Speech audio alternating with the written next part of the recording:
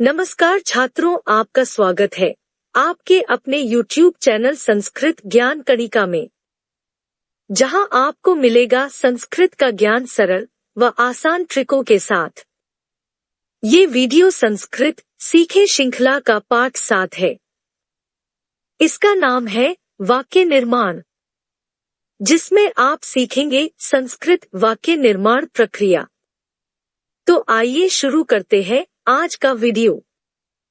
वाक्य निर्माण प्रक्रिया के कुछ महत्वपूर्ण घटक होते हैं, चाहे आप किसी भी भाषा में वाक्य निर्माण करें। वाक्य निर्माण में सबसे पहला घटक है कर्ता। इस प्रक्रिया का दूसरा घटक है क्रिया। तीसरा घटक है कर्म व सबसे अंतिम घटक होता है अन्य शब्द। इस संपूर्ण प्रक्रिया को हम एक उदाहरण की सहायता से समझते हैं। मोहनः अत्र पुस्तकम पठति।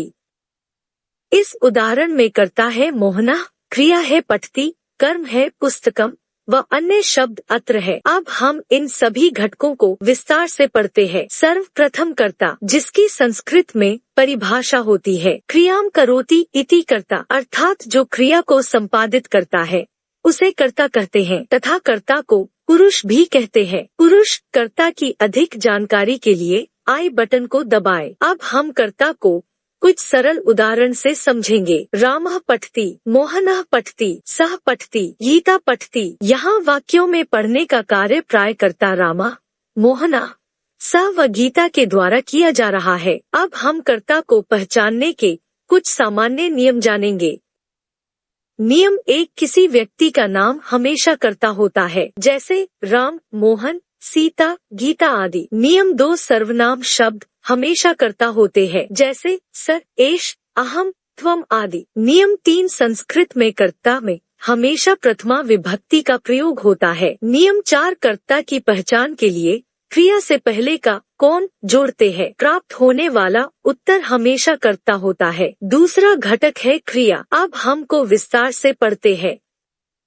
क्रिया, जिसकी संस्कृत में परिभाषा होती है या क्रियते कार्यम सा एव क्रिया, अर्थात जिस शब्द के द्वारा किसी कार्य के होने का बोध हो उसे क्रिया कहते हैं। अब क्रिया को कुछ सरल उदाहरण से समझेंगे। मोहनः पठति, मोहनः खादति, मोहनः पिबति, मोहनः करोति। ये सभी क्रिया के उदाहरण हैं। अब हम क्रिया को पहचानने के कुछ सामान्य नियमों को जानेंगे। नियम 1, संस्कृत में क्रिया को धातु कहते हैं। नियम 2, धातु 2 प्रकार की होती है, परस्मैपद व आत्मनिपद। नियम 3, जिस समय क्रिया के होने का बोध हो उसे काल कहते हैं। नियम 4, काल को संस्कृत में लकार कहते हैं। नियम 5, संस्कृत में लकार मुख्य रूप से 5 होते हैं। अब हम वाक्य निर्माण के अंतिम घटक अर्थात तीसरे महत्वपूर्ण घटक का अध्ययन करते हैं, जो कर्म के नाम से जाना जाता है। कर्म, जिसकी संस्कृत में परिभाषा होती है कर्तृप्सितम कर्म, अर्थात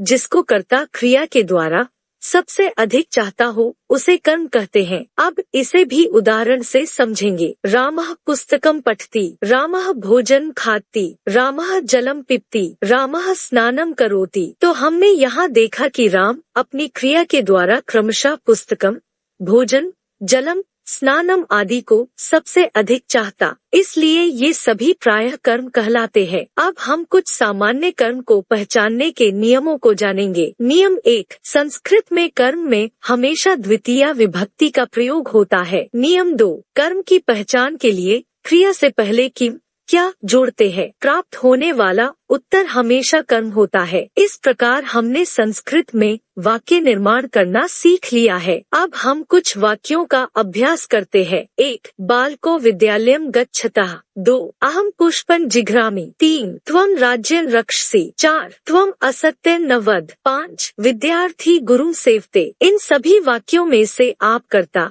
कर्म व क्रिया को छाटे व मुझे नीचे कमेंट सेक्शन में लिखे। साथ ही यदि आपका कोई प्रश्न हो तो भी कमेंट सेक्शन में लिखकर उसका उत्तर पा सकते हैं। आप सभी का बहुत बहुत धन्यवाद।